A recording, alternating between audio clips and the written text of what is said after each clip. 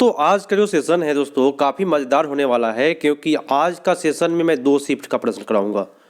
दो शिफ्ट के लेकर के आ रहा हूं ताकि आपका जो है ना काफ़ी बेटर मैराथन क्लास की तरह रिवीजन हो जाए।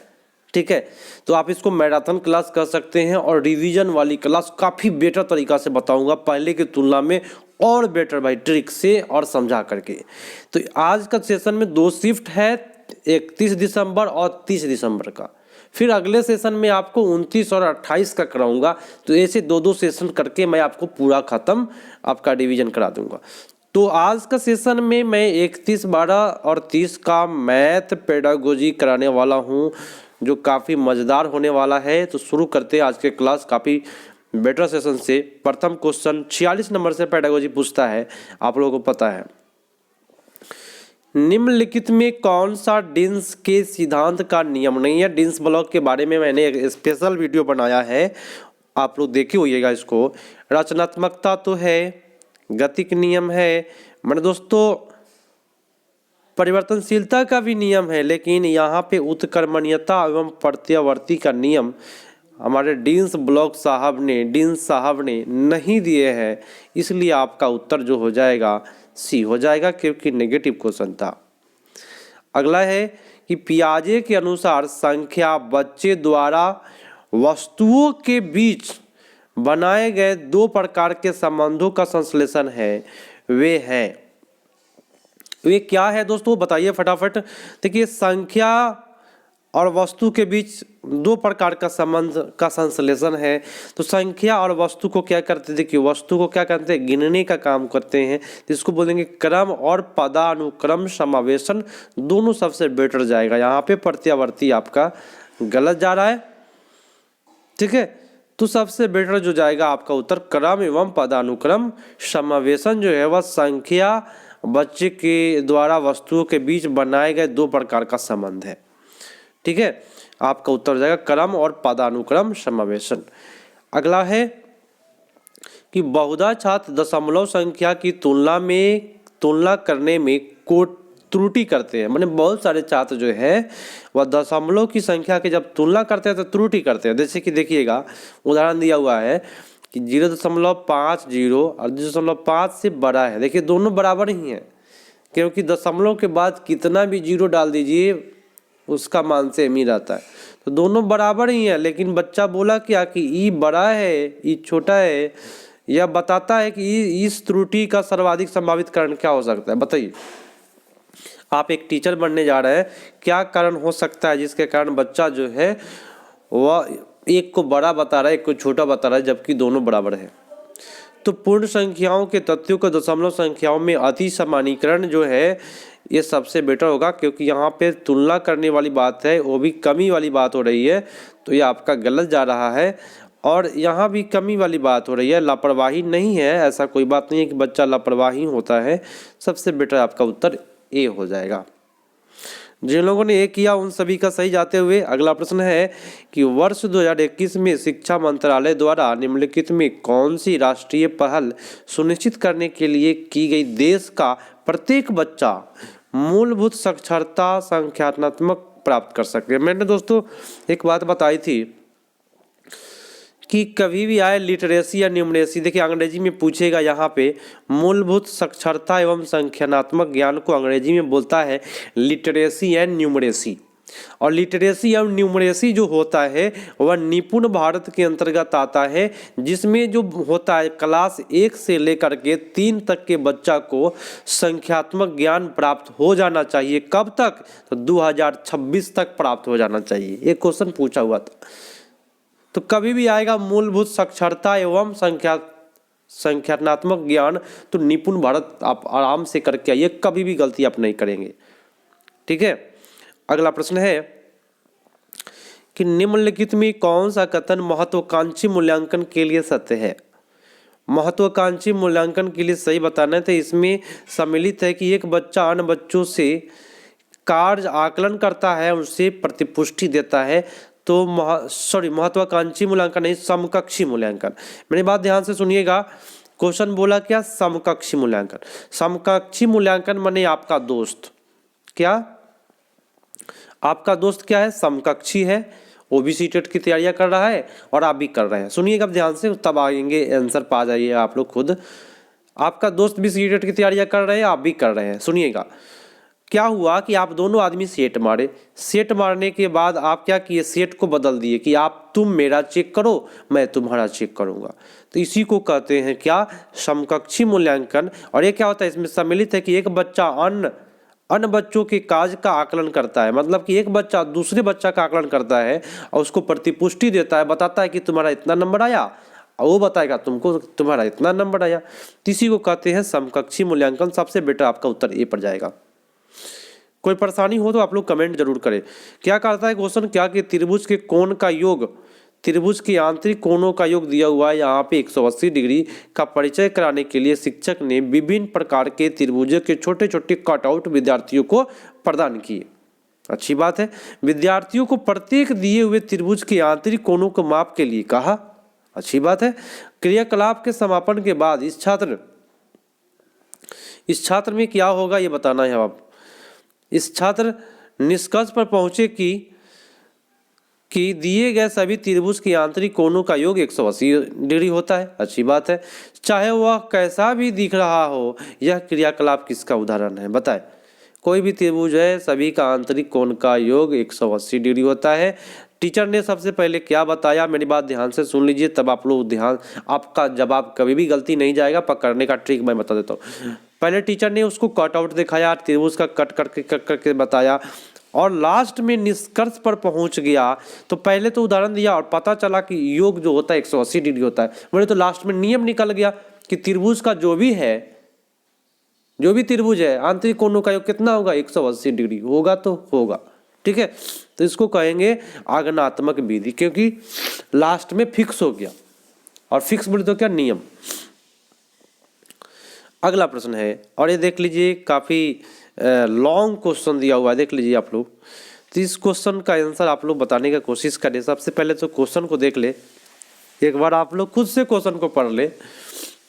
लिखा हुआ है कि जामा घाटा की समस्या, घटाव दिया है, जामा, ठीक है, इतना लिखा हुआ है, देख लीजिए आप लोग, ठीक है ना। तो इसमें देखिए कहीं घटाव है, कहीं जोड़ है। जो जामा बोलते हैं जोड़ को, नेहा द्वारा अपनाई गई रणनीति में निम्नलिखित में कौन सा अत्यधिक उपयुक्त होगा, बताइए सबसे अधिक उपयुक्त कौन सा होगा इसमें। तो यह दर्शाता है कि नेहा अपनी स्वयं की कलन विधि विकसित करने में योग और व्याकलन, मैंने आपको बोला ना कि जामा बोले तो क्या, जोड़, और घटाव तो देखें आप लोग, घटाव को बोलते हैं व्याकलन की संकल्पना समझ के उपयोग करने में सक्षम है। क्योंकि इसमें टोटल में, मैं आपको इसलिए बोला हूँ कि आप लोग देख लीजिए एक बार, यहाँ पे लिखा था घटाव, यहाँ लिखा है जामा मदने परस, तो यहाँ पे घटाव और जोड़ की बात हो रही है। तो बस यही आपका उत्तर यहाँ पे लिखा हुआ है, जोड़ घटाव। ठीक है, सबसे बेटर आपका उत्तर हो जाएगा ए इज द राइट आंसर, क्योंकि बाकी ऑप्शन में आपको कहीं भी जोड़ और घटाव के रूप में आपका नहीं है। देखिए यहाँ पे मिश्रित कर रही है, मिश्रित करने वाली बात गलत होता है। सबसे बेटा आपका उत्तर यही जाएगा। अगला प्रश्न है कि निम्नलिखित में कौन सा कथन रचनात्मक गणित की कक्षा का लक्षण है। देखिए रचनात्मकता का लक्षण, श्याम पट से अगर नकल कर रहा है तो ये रचनात्मक नहीं कहलाएगा, है ना। पहाड़ा को ऊंचे स्वर में पढ़ रहा है तो भी आपका गलत है। अर्थपूर्ण आपका बेटा जाता है, बच्चे की अर्थपूर्ण गतिविधियां में व्यस्त है, तो बहुत अच्छी बात है, क्योंकि अर्थ वाले ऑप्शन काफ़ी सही जाते हैं।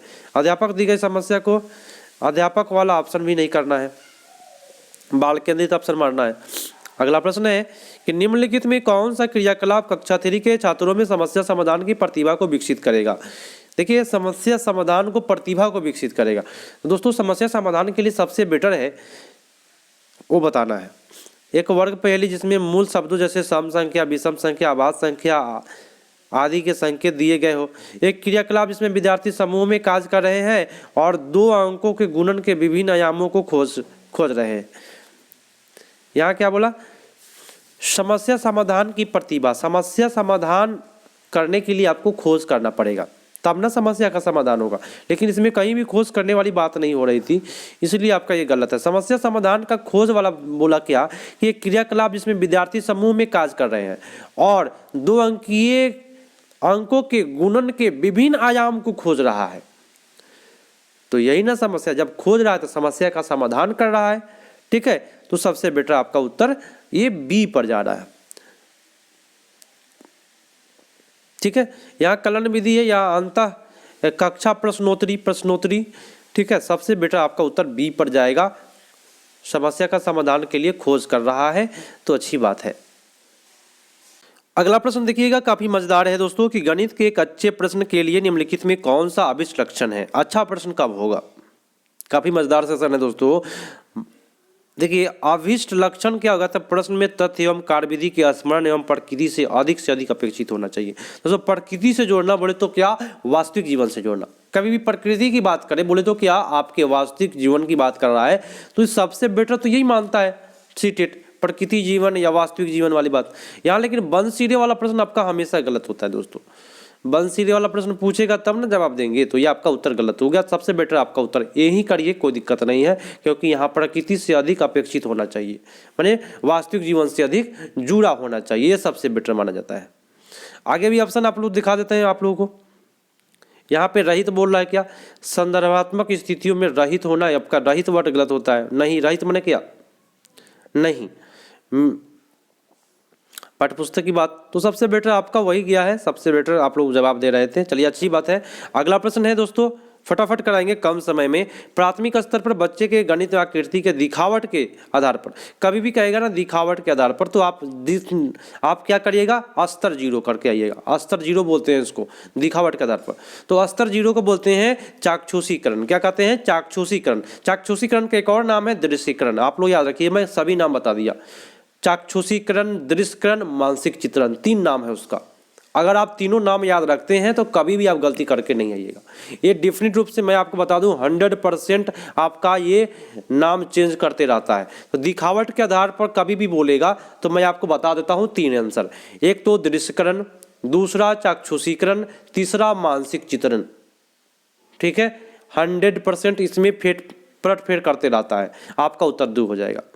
देखिए यहाँ पे आप देख सकते हैं, इसको 8 3 11 कर दिया, देख लीजिए।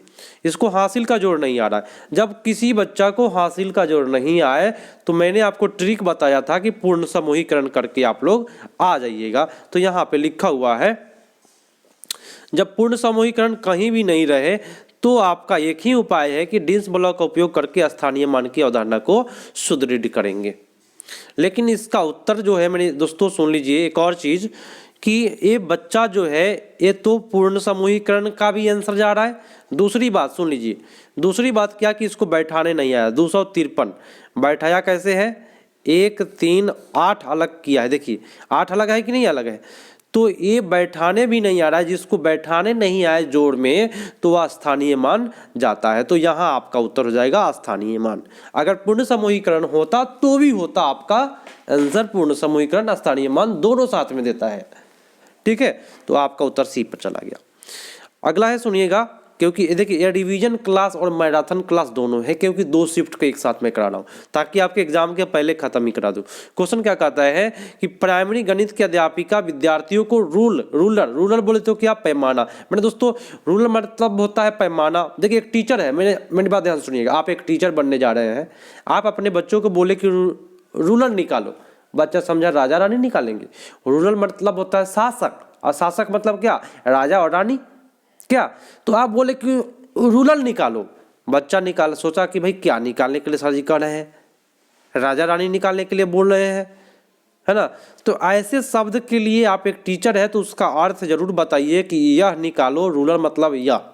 ये आप नहीं बताएंगे तो अब दिक्कत हो जाएगा। तो इसको क्या कहते हैं, समनाम शब्द कहते हैं। क्या कहते हैं, समनाम शब्द कहते हैं। रूलर मतलब क्या होता है, राजा रानी भी बच्चा समझ लिया, और रूलर मतलब पैमाना भी होता है, तो इसको कहते हैं समनाम शब्द। या इसका अगला एक और नाम होता है श्रुति शब्द, श्रुति सम भिन्नार्थक शब्द।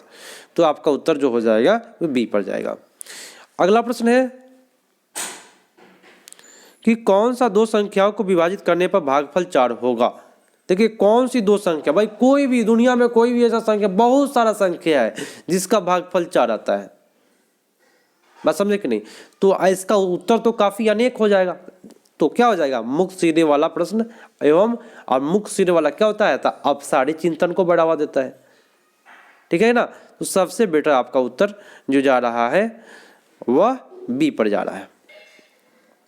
अगला प्रश्न है कि राष्ट्रीय परिचर्या रूपरेखा 2005 में कथन में एक दृष्टिकोण है कि सभी के लिए गणित, एक है लिखा हुआ है कि सभी के लिए गणित, इस दृष्टिकोण को निम्नलिखित में कौन सा अत्यंत उपयुक्तता से दर्शाता है? तो सभी के लिए गणित क्या दर्शाता है?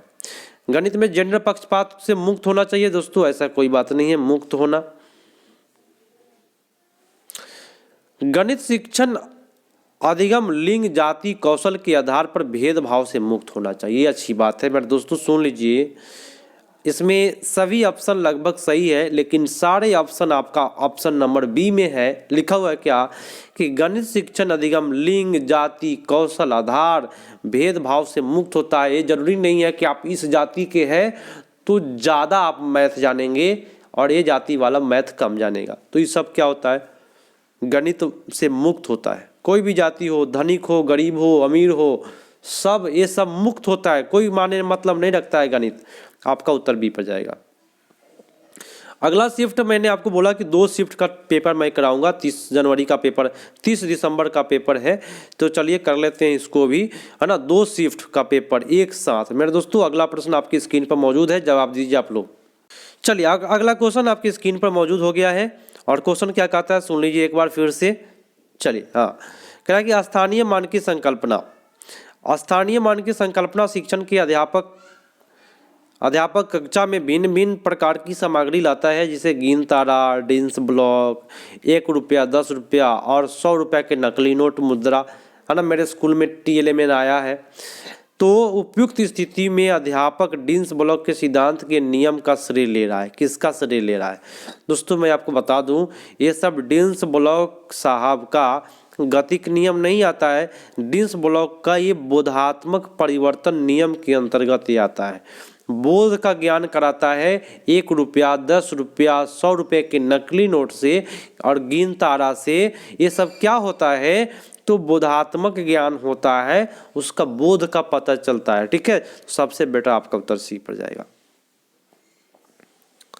अगला प्रश्न पर आते हैं।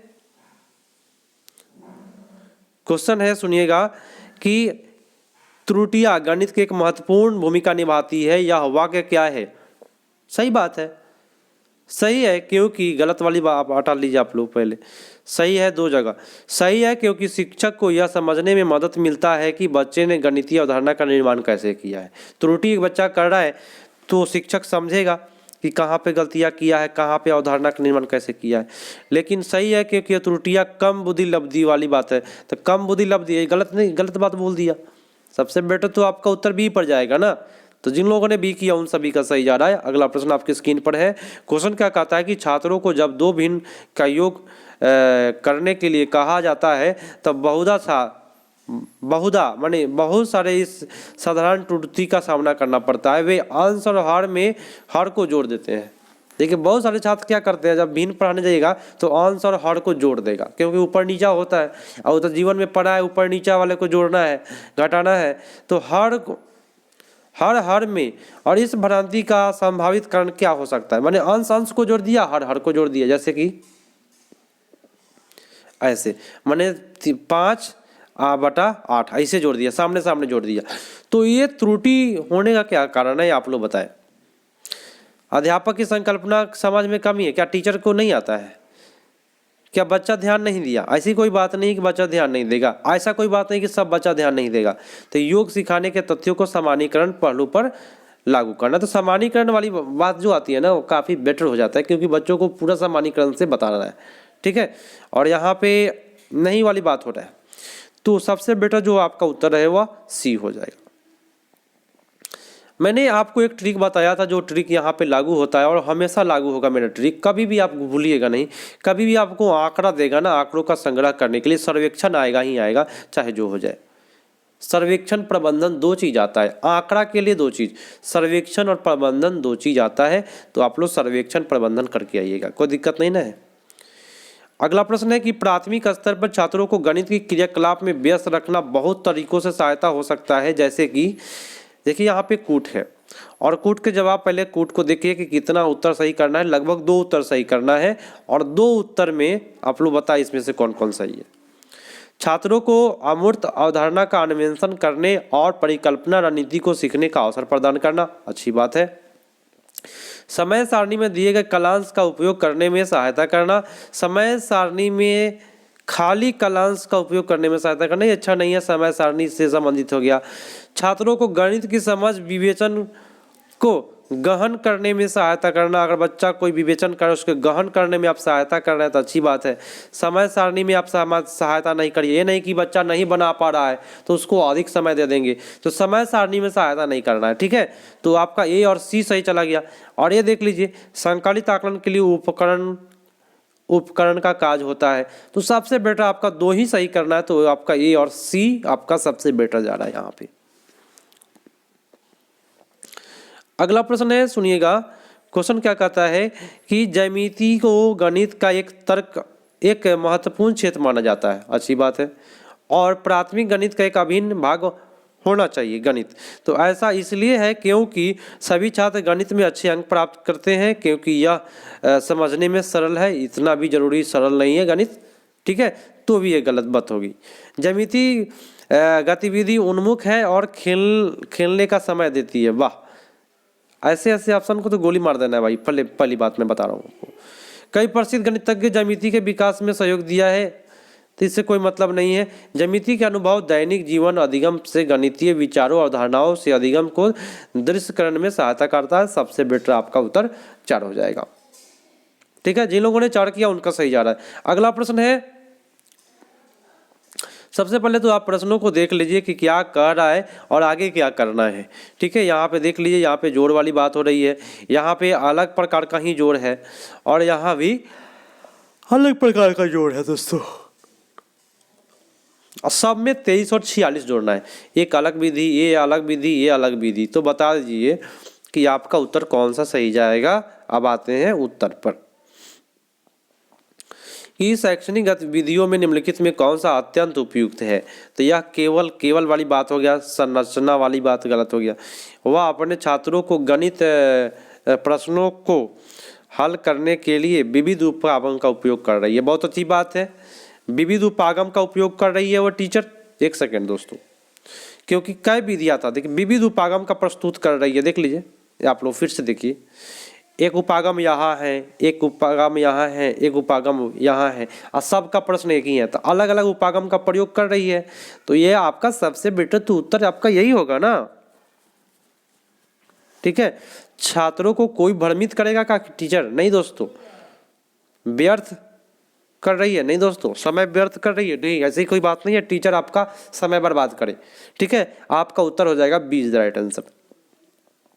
अगला प्रश्न है भाई, कंचे के खेल में रेणु 4 कंचे हार जाती है। कितना हार गई? 4 हार गई। उसके पास 7 को बचा हुआ है अभी तक। तो बताइए शुरू कितना से किया था? 4 को हार गई, 7 को बचा है, तो कितना से शुरू किया था खेलना? तो 7 4 11 से। तो ये 7 4 11 क्या हुआ? क्या हुआ? जोड़ हुआ। जोड़ को क्या कहते हैं? योग पर संदर्भात्मक प्रश्न, ठीक है। आपका उत्तर ए हो जाएगा। तो कहीं भी प्रॉब्लम नहीं होगा दोस्तों। मैं आप सभी को बता दूं कि मेरे यहाँ ट्रिक के साथ समझा करके बताया जाएगा। कहीं भी अगर प्रॉब्लम हो तो कमेंट आप बेहिचक करें। मैं देखिए होता क्या है, कुछ मैं एक डाउट क्लियर कर देता हूँ फिर से। सीटेट आयोग जो होता है ना, कभी कभी आंसर अपना हठ पर मान लेता है कि हम इसको इसी को मानेंगे। इसका वजह यह है कि अगर वह एक आंसर सही करता है तो काफ़ी लोग पास कर जाते हैं, जिसकी वजह से वह हठ पर टिक जाता है कि हाँ आंसर इसका यही होगा, चाहे जो कर लीजिए। तो यही क्वेश्चन जो होता है, जो सीटेट हठ मान लेता है, वह क्वेश्चन विवाद में हमेशा चलते रहता है। व्हाट्सएप, फेसबुक, यूट्यूब, हमेशा विवाद में आपको मिलते रहेगा वो प्रश्न। तो उस पर ध्यान नहीं देना है। 1-2 प्रश्न जो आपके जीवन में चलते रहेंगे हमेशा विवाद में, तो ऐसे प्रश्न पर ध्यान देते हैं तो बाकी तैयारियां में आपकी कमी हो जाएगी, इसलिए उसको इग्नोर करके आगे बढ़े। क्वेश्चन क्या कहता है, हम साष्टिक पद्धति का उपयोग कहाँ पे करते हैं? बताइए, साष्टिक पद्धति का प्रयोग कहाँ करेंगे? बताए। आंकड़ा के लिए तो सर्वेक्षण होगा, तो मेरे दोस्तों आंकड़ा के लिए नहीं। मेरे दोस्तों सुन लीजिए, साष्टिक पद्धति समझते हैं आप लोग? नहीं समझते होइएगा, मैं आपको बताऊंगा। साष्टिक बोले तो 6 कोण, षष्ठ बोले तो क्या? 6। मेरे दोस्तों आप लोग इंस्ट्रूमेंट बॉक्स देखे होइएगा, इंस्ट्रूमेंट बॉक्स में तरह तरह करके इस प्रकार से कोण मापने सामग्री होता है। यह इंस्ट्रूमेंट बॉक्स का सामग्री है, साष्टिक पत्ती। इंस्ट्रूमेंट बॉक्स में ये चीज़ मिलता है, कहीं कहीं कोई कोई इंस्ट्रूमेंट बॉक्स में आपको साष्टिक पत्ती मिलेगा, साष्टिक मिलेगा सामग्री। इसका काम है कोण मापन के लिए। आप लोग हमेशा याद कर लीजिए मेरे दोस्तों, मेरे साथियों, सुन लीजिए ध्यान से। साष्टिक पत्ती लिख करके आंसर में आप लोग जरूर लिख लीजिए कोण मापन के लिए प्रयोग करते हैं। तो आप कभी भी इस क्वेश्चन को आप गलत करके नहीं आएंगे, ठीक है। और ना ही ये आपका पेडागोजी था। अगला प्रश्न आपकी स्क्रीन पर बताए।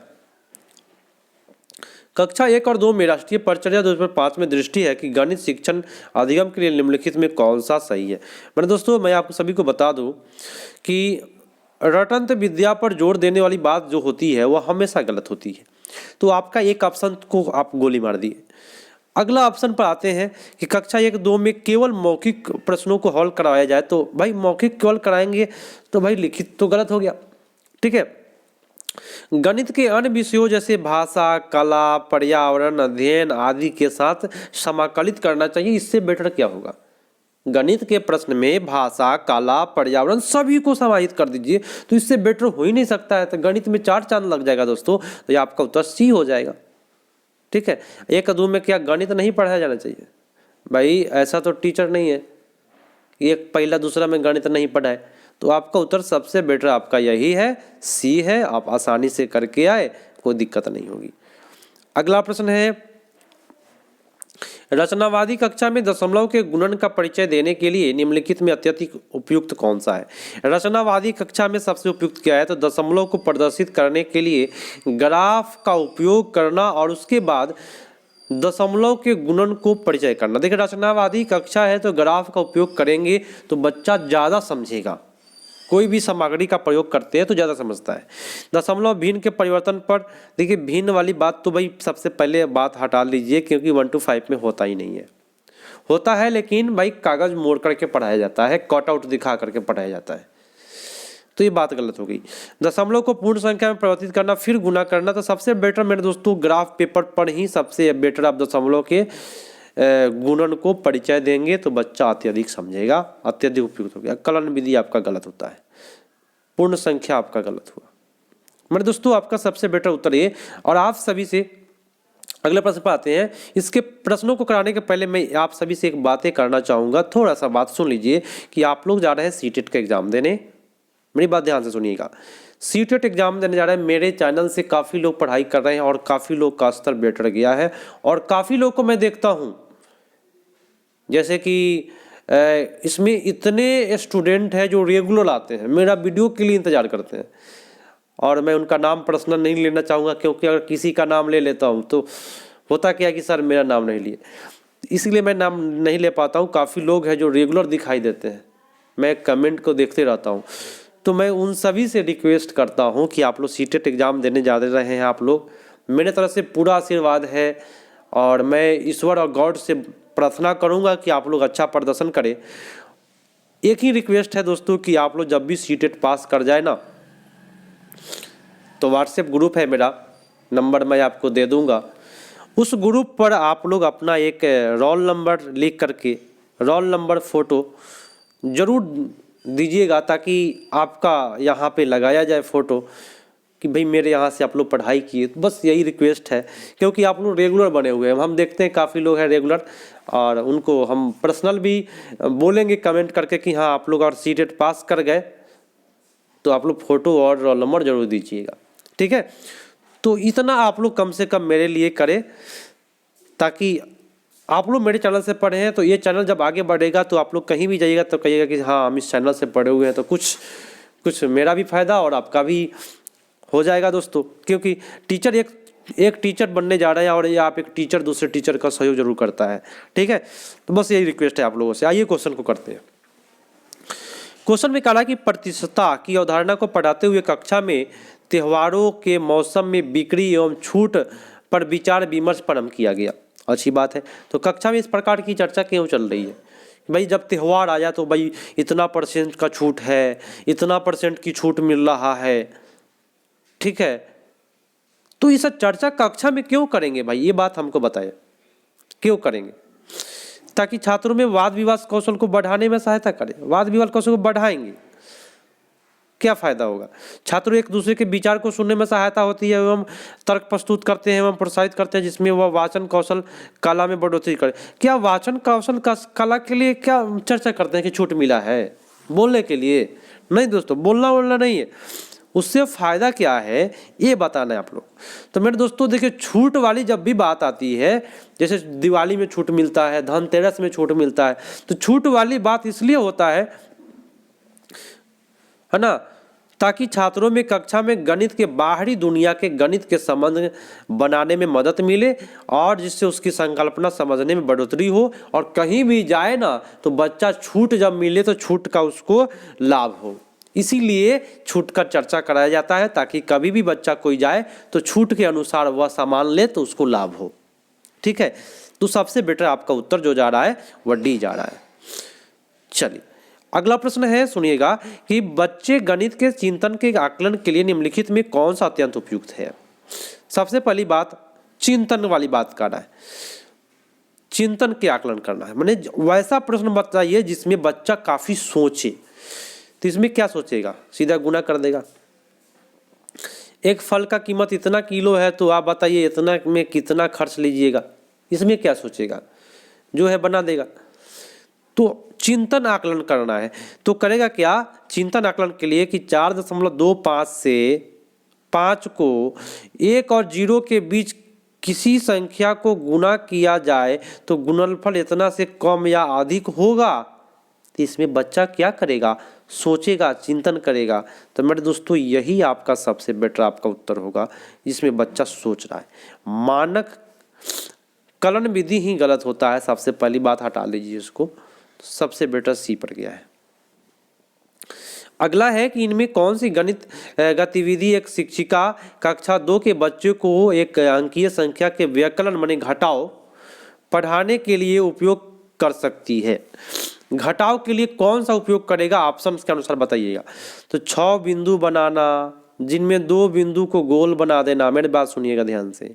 6 बिंदु हम बनाते हैं, 1 2 3 4 5 6। इसमें गोल घेरा बनाना है, सुनिएगा, गोल घेरा बनाना है। कितने को गोल बनाना है? लिखा हुआ है यहाँ पे 2 को गोल बनाना है। तो 1 2 बना दिए। क्या पढ़ाने गए हैं आप? कक्षा में व्यकलन पढ़ाने गए हैं, घटाओ। 6 बिंदु बनाए हैं जिसमें 2 को गोल घेरा कर दिए। फिर बच्चे से बचे हुए बिंदुओं को गिनने के लिए कहेंगे। अब कहेंगे बच्चा को गिनो के कितना है।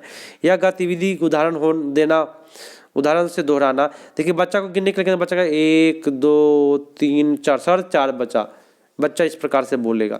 तो ये आपका सबसे बेटर विधि होगा घटाव पढ़ाने की, ठीक है। चलिए इससे बेटर कहीं भी नहीं है। श्याम पट पर 6 - 2 लिख दीजिएगा तो बच्चा 4 नहीं लिख पाएगा, पहला क्लास का बच्चा। तो ऐसा पढ़ाई कराइए ताकि श्याम पट का उपयोग कम हो, ठीक है। और दूसरी बात कि नकल करने वाली बात ना हो, ठीक है। ये सब प्रश्न में बच्चा अच्छा नहीं सीखेगा, सबसे बेटर आपका ये ही जाएगा, अच्छा तरीका से सीख लेगा। आज का लास्ट है और आप सभी से रिक्वेस्ट है कि भाई लाइक जरूर करिएगा। और ये 30वां प्रश्न है और मैं आपको बता दूं कि काफ़ी लॉन्ग क्वेश्चन होने की वजह से लगभग आधा घंटा का समय मैं आपको ले लेता हूँ। रेहाना गणित की एक अच्छी अध्यापिका बनना चाहती है। गणित की एक अच्छी अध्यापिका बनने के लिए उनमें डैश होनी चाहिए। क्या होनी चाहिए अच्छा अध्यापक के लिए? तो छात्रों को गणित ओलंपियाड के लिए। मेरे दोस्तों क्या आप अपने बच्चे को ओलंपिक में जीतने के लिए गणित पढ़ाइएगा? नहीं दोस्तों, संकल्पनात्मक समझ एवं गणित के ज्ञान को वास्तविक जीवन से संबंधित करना, इससे बेटर हो ही नहीं सकता है, ठीक है। इससे बेटर कुछ हो ही नहीं सकता। तो सबसे बेटर आप बी करके आइए, कोई दिक्कत नहीं होगा, ठीक है। तो मिलते हैं दोस्तों अगले पार्ट में, तब तक के लिए धन्यवाद। जय हिंद। आप लोग शेयर करें वीडियो को, अधिक से अधिक अपने दोस्तों के पास जरूर शेयर करें और सभी को शामिल करें। प्रेम भावना बना करके रखें, लाइक करके जरूर जाए। और देखिए कोई भी आप तैयारियां कर रहे हैं, सीटेट की तैयारियां कर रहे हैं, सीटेट आप लोग निकालिए। मैं आपको तुरंत KVS की तैयारियां कराऊंगा केंद्रीय विद्यालय का। तो आप लोग हमसे जुड़े रहिएगा। आगे भी आपकी तैयारियां चलती रहेगी। तो मिलते हैं अगले पार्ट में, तब तक के लिए धन्यवाद। जय हिंद।